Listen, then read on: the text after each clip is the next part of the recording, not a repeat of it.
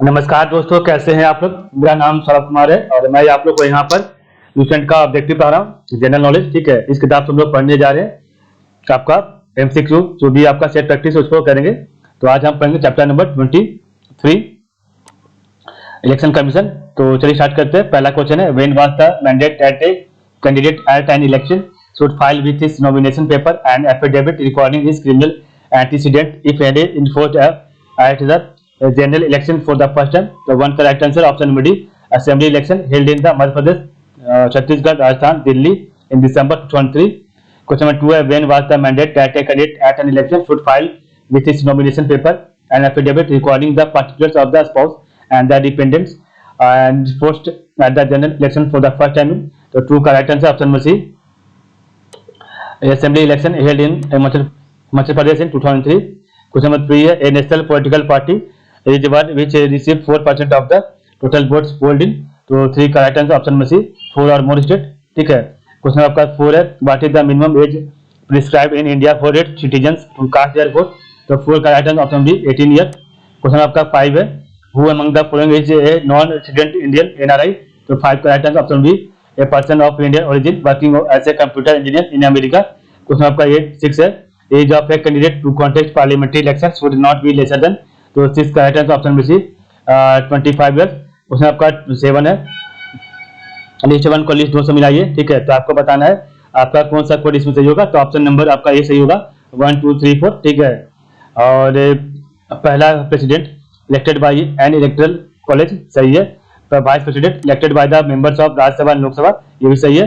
और speaker elected by the members of Lok Sabha. ठीक है, तो ये आपका तीनों सही है। ठीक है, और ऊपर चौथा भी दिया गया है, the members of parliament elected by direct voting, ये भी आपका सही है। क्वेश्चन आपका 8 है, to be a regional party the minimum percentage of vote that a party need to secure in any election is. तो 8 का राइट आंसर है option number C, 4%। Question number 9 है, the election dispute regarding the election of president and vice president can be heard bye. तो 9 का right answer option number C, supreme court. Question number 10 है, the constitutional amendment by which the age for voting has been revised from 21 years to 18 years. तो 10 का right answer option number C, 61st amendment. Question number 11 है, the right to vote in India is given to all people on the basis of. तो 11 का right answer option number D, as जो है as के हिसाब से। Question number 12 है, which among the following is not a part of electoral reform.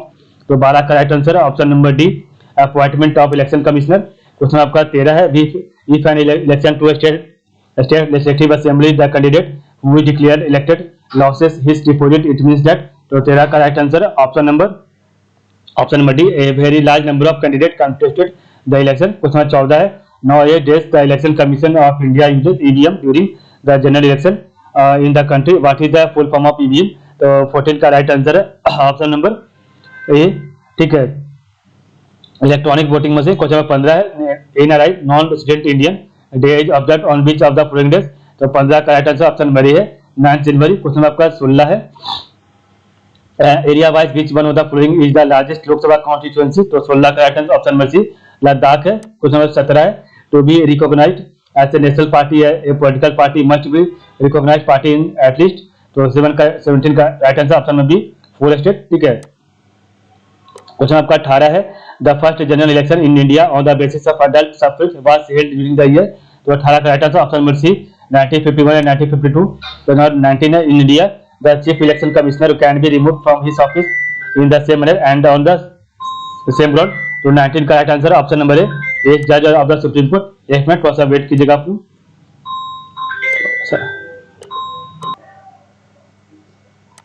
Next question आपका 20 number है, with reference to India consider the following electoral system. तो आपको बताना which of this have been adopted for various election in India.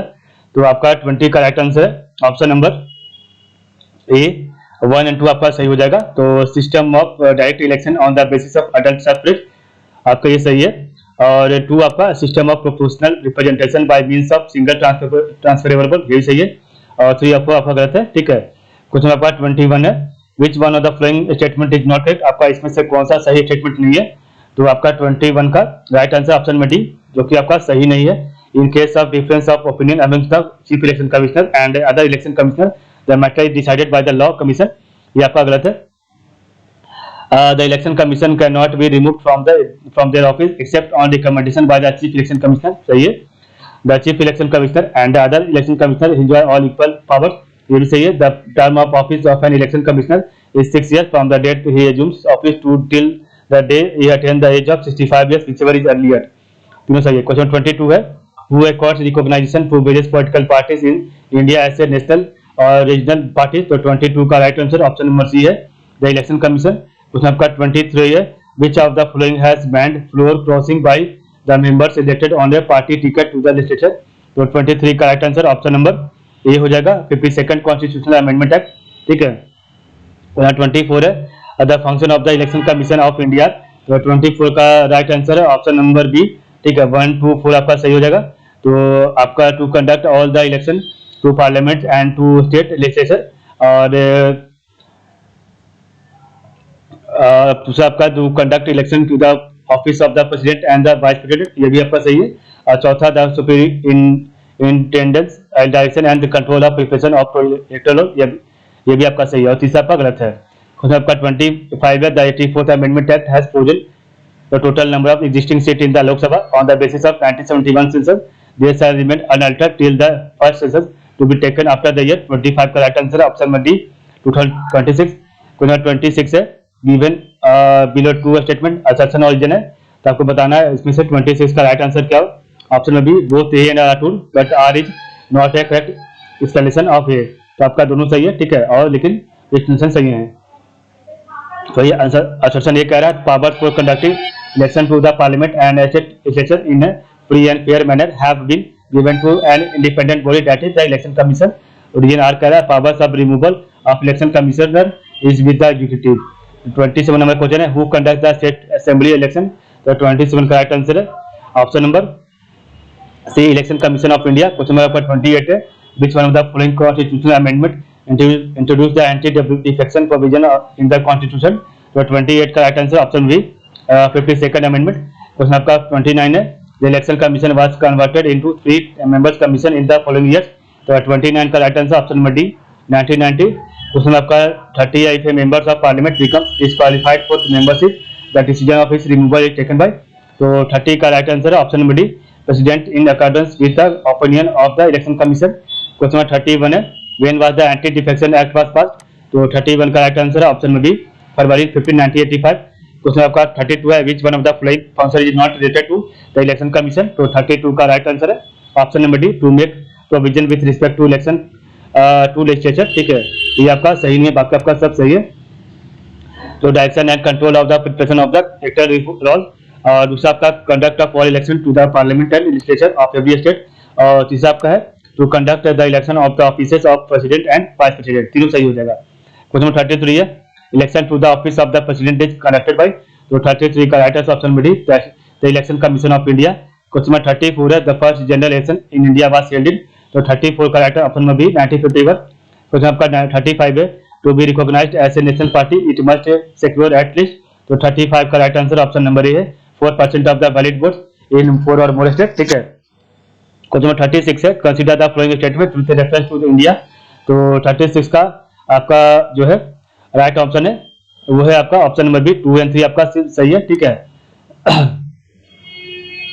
तो आपका जो है consider the following statement with reference to India. तो the chief election commissioner is entitled to the same salary as provided to a जज of the Supreme Court. और 3 आपका है the chief election commissioner shall not be removed from his office except in like manner and on like grounds as a judge of the supreme court. ये आपका 2 और 3 सही है. और फर्स्ट आपका गलत है. ठीक है. क्वेश्चन नंबर 4 है which among the following countries was the earliest to give women the right to vote. तो 37 का right answer option number C New Zealand. Question number 38 है कंसीडर द फॉलोइंग टास्क. तो आपको बताना है इसमें से कौन सा सही है. which of the above are the function of the election commission of India. तो 38 का राइट आंसर है ऑप्शन नंबर ए 1 2 3 सही आपका. ठीक है. तो superintendence direction and conduct of free and fair election सही है. Preparation of electoral rolls for all election of the parliament state legislature and the office of the president and the vice president and giving recognition to the political parties and allotting election symbols to political parties and individuals contesting the election. 1 2 3 सही है. और आपका चौथा गलत है. ठीक है. Question 39 है in the context of election in India which one of the following is the is the correct full form of VVPAT.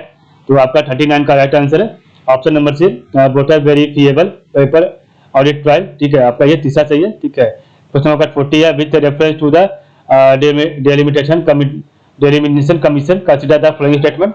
तो which of the statement are correct. तो 40 का राइट आंसर है ऑप्शन नंबर सी। ठीक है, both 1 and 2। तो the orders of the delimitation commission can not be challenge in a court of law. सही है। when the orders of the delimination commission are laid before the Lok Sabha or state legislative assembly, they cannot effect any modification in the order। 1 और 2 आपका सही है। Question 41 है, an election commissioner can be removed from office on the recommendation of 41 correct option B, the chief election commissioner। Question 42 है, who was the first woman to be become a chief election commissioner of India। तो 42 correct option में C, US Rama Devi. ठीक है, तो आपका ये सफल जो है वीडियो कंप्लीट हो गया है। ठीक है, तो आज के लिए बस इतना ही। कल पढ़ेंगे चैप्टर 24 ऑफिशियल लैंग्वेज। ठीक है, तो आप लोग का बहुत बहुत धन्यवाद।